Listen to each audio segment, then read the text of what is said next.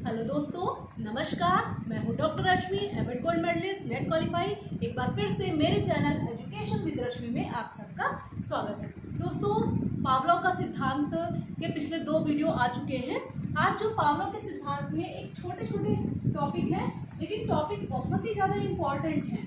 ठीक है, आप किसी भी एग्जाम में, चाहे आप एनटीए नेट का एग्जाम देने जा रहे हो एजुकेशन सब्जेक्ट से, चाहे आप हायर का एग्जाम दे रहे हो, चाहे आप पीजीटी का एग्जाम दे रहे हो, कोई भी एग्जाम जो एजुकेशन से रिलेटेड है, वहां पर ये टॉपिक आता है और आपसे पूछा जाता है। ठीक है, किस तरीके से पूछा जाता है टॉपिक को भी हम बात करेंगे। तो आज हम बात करने वाले हैं सीएस यूसीएस के बीच समय अंतराल। ठीक है, सीएस और यूसीएस के बीच में समय अंतराल के बारे में हम बात करने वाले हैं। ठीक है, स्वाभाविक, अस्वाभाविक उद्दीपक और स्वाभाविक उद्दीपक, यानी कि कुत्ते को जो भी कंडीशनल स्टिमुलस और अनकंडीशनल स्टिमुलस दिया जा रहा था, यानी कि सीएस प्लस यूसीएस, घंटी की आवाज और ये भोजन। ठीक है, इनके बीच में जो पावलोव ने जो महसूस किया था जब इस थ्योरी का निर्माण हुआ था, इस सिद्धांत का निर्माण हुआ था, तो कितना उन्होंने जो काम कर रहे थे उसमें 5 सेकंड का समय अंतराल था इन दोनों के बीच में। यानी कि कुत्ते को जो भी इन्होंने महसूस किया वो स्टोरी सब आपको पहले ही बताई जा चुकी है। तो 5 सेकंड का केवल समय अंतराल था। तो आखिर ये जो इनके बीच का जो समय अंतराल है, ठीक है, इनके बीच का जो टाइम है वो एक अहम रोल प्ले करता है किसमें, कंडीशनिंग में, यानी कि अनुबंधन में और चीजों को सीखने में। ठीक है, तो क्या होगा कि संबंध, अनुबंधन सीएस यूसीएस के बीच में संबंध या कह लीजिए अनुबंधन तभी मजबूत होगा जब समय अंतराल पर ध्यान दिया जाएगा। यानी कि आप ऐसे नहीं है कि कोई भी चीज आप किसी भी तरीके से सिखा सकते हैं, उसके लिए एक जो समय है वो बहुत ज्यादा अहम भूमिका रखता है। यानी कि सीएस और यूसीएस जितना ज्यादा समीप होंगे, ठीक है, जितनी समीपता दोनों में पाई जाएगी उतनी ही जल्दी सीखने के चांसेस उतने ही ज्यादा रहते हैं। ठीक है, तो अब हम इनमें बात करते हैं कि समय अंतराल किस किस तरीके का होता है और उसकी क्या भूमिका होती है सीखने में। ठीक है, तो सबसे पहले हम बात करते हैं, सबसे पहला है समकालिक अनुकूलन।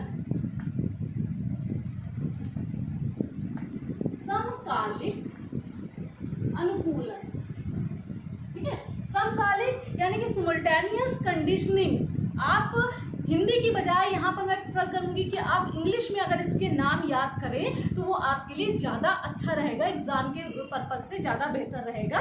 तो सिमुल्टेनियस कंडीशनिंग में क्या होता है, ठीक है, इन्होंने समकालिक दिया है। समकालिक यानी कि सीएस और यूसीएस दोनों एक ही साथ, यानी घंटी बजाई खाना दे दिया, घंटी बजाई खाना दे दिया, यानी कि उसमें कोई गैप नहीं है किसी भी तरीके की सॉरी, सीएस और यूसीएस को एक साथ प्रस्तुत किया जाता है। ठीक है, अब हम बात करते हैं अगले पॉइंट की, अगले समय अंतराल की। तो अगले में आता है विलंब अनुकूलन।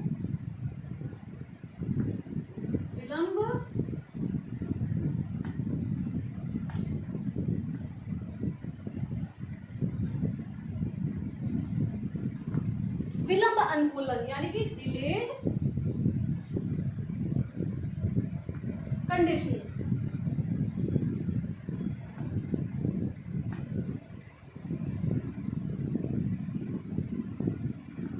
ठीक है, डिलेड कंडीशनिंग यानी कि विलंब अनुकूलन। विलंब अनुकूलन में क्या होता है कि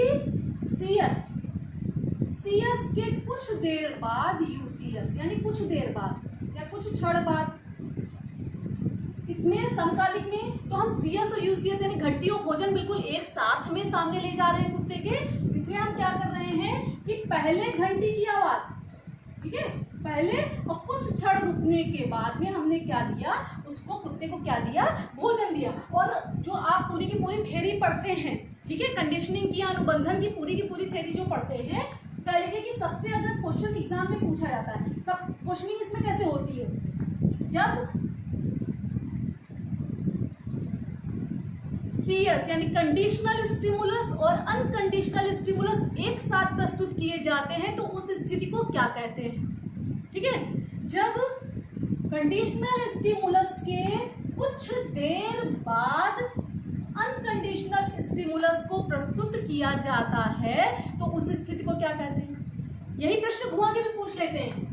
अनकंडीशनल स्टिमुलस के कुछ क्षण पहले कंडीशनल स्टिमुलस को प्रस्तुत किया जाता है तो उस स्थिति को क्या कहते हैं? ठीक है, क्वेश्चन वही है। एक बार आप इनके नाम और इनका जो कॉन्सेप्ट है दो चीजें समझ लेंगे तो आपको आगे कोई समस्या ही नहीं होगी, चाहे क्वेश्चन इधर से घुमा के पूछे चाहे क्वेश्चन इधर से घुमा के पूछे, दोनों स्थिति पे। अब अगर बात करते हैं तीसरा क्वेश्चन और यहाँ से आता है सर्वाधिक प्रभावशाली।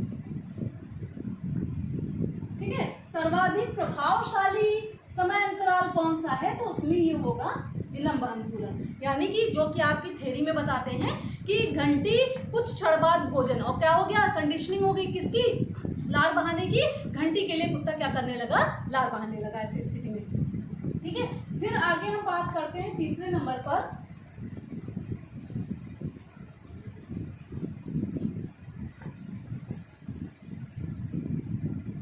तीसरे नंबर पर हम बात करते हैं अनुमार्गी अनुकूलन। अनुमार्गी अनुकूलन, ठीक है, अनुमार्गी अनुकूलन ट्रेस कंडीशनिंग।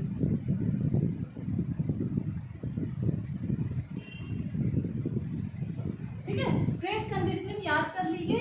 इस स्थिति में क्या होता है कि CS UCS यानी बहुत देर बाद। ठीक है, CS के यानी घंटी की आवाज बजाई और उसके काफी देर बाद हमने क्या दिया? भोजन दिया।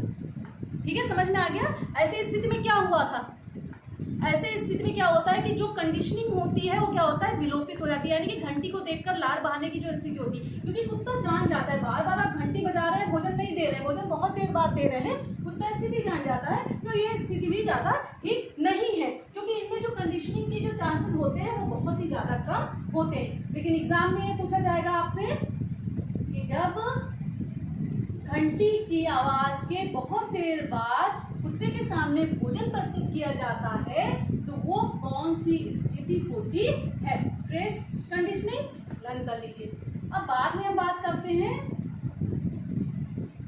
प्रक्षोन्मुख अनुकूलन।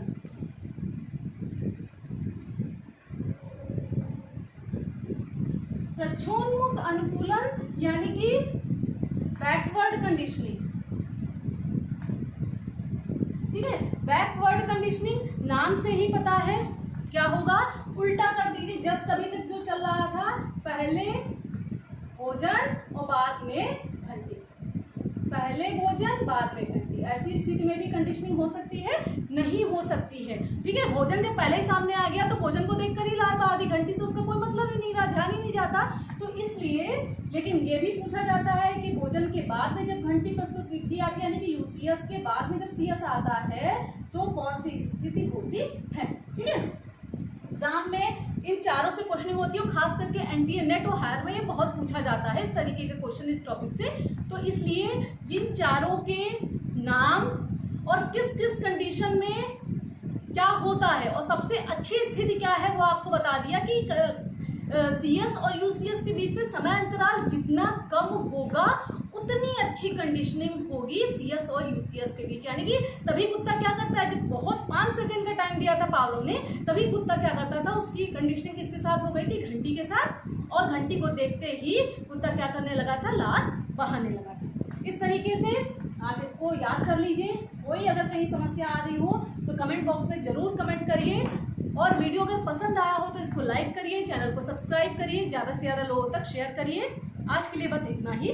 आगे इनके पावलोव के अभी 2-3 क्लास और आएंगे, छोटे छोटे टॉपिक पर हम बात करेंगे जो इम्पोर्टेंट है। ठीक है, आज के लिए बस इतना ही।